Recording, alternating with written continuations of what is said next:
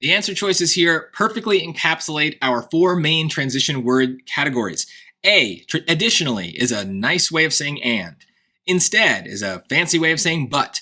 Thus is so, and for example is, well, for example. That one doesn't have any sort of conversion there because for example is the category.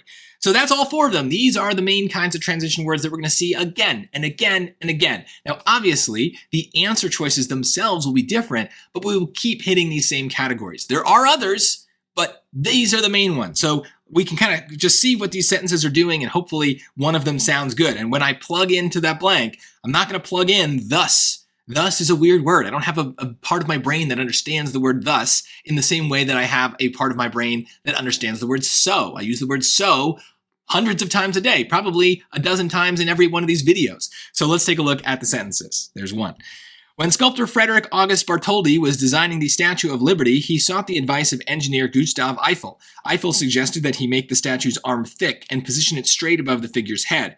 Bartholdi decided to slim the arm and tilt it out at an angle. This is clearly a but, right? He said thick and above. He did slim and tilted, so that's a but. Instead is the answer, right? And just read it, right?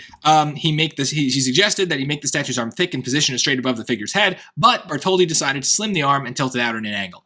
The reason we dumb these things down with the dumb summaries is that it helps us see the connection much more clearly. Like I said, we have a good instinct for words like so and but and. We don't have a great instinct for a word like instead. It's not that uncommon of a word, but it's much less common than the word but. And when we slip that easy word in there, our brain kind of just takes over and we can hear that connection much more easily. So it's a great habit to get into.